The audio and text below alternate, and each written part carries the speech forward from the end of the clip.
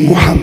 صل على حبيب، صلى الله على من علم الدنيا العلم.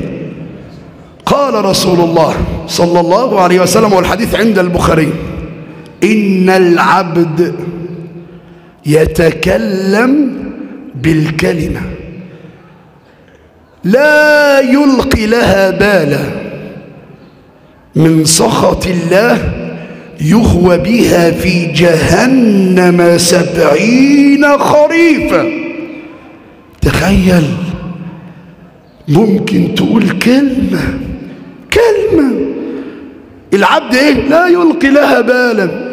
عادي، زي ما الناس بتنقل أقول أنقل، زي ما الناس بتقول أقول، زي ما الناس بيطعنوا أطعن. إن العبد لا يتكلم بالكلمة من سخط الله يهوى بها في جهنم 70 خريفا.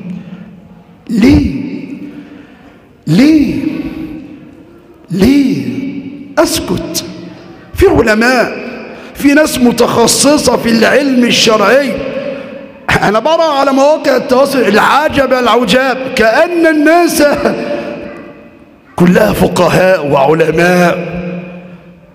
الثرثار العمال يتحدث، وأي خبر ينشره، أي كلام ينقل إليه يقولوا ده اسمه ثرثار.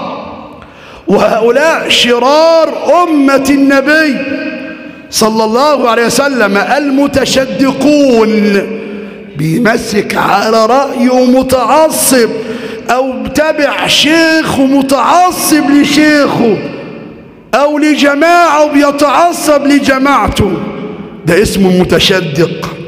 والمتفيهقون اللي هم بقى عاملين فقهاء وعلماء، حتى لو قرأ له كتابين، كل دول شرار أمتي كما قال النبي صلى الله عليه وسلم. لو عايزين ننصر نجتمع على لا إله إلا الله محمد رسول الله، واترك.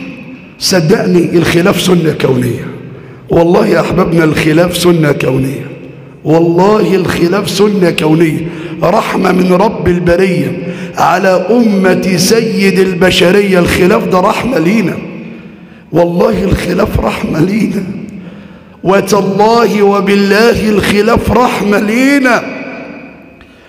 الدين بتاعنا بيناسب الجميع. تخيل لو رأي واحد وباب فقه واحد، الموضوع هيبقى صعب، لأن في نفس لا تتحمل. فالفتاوى لما بتختلف بتناسب الجميع، كل واحد بيحتاج إلى فتوى معينة، إلى أمر معين، والفتوى بتتغير من شخص إلى آخر. أحبابنا الكرام، الموضوع محتاج لعلم، عايزين نتعلم. حتى لا أطيل، أوصيكم وأوصي نفسي قبلكم بتقوى الله. اسكت. من كان يؤمن بالله واليوم الآخر فليقل خيرا أو ليسكت. أقول قولي هذا.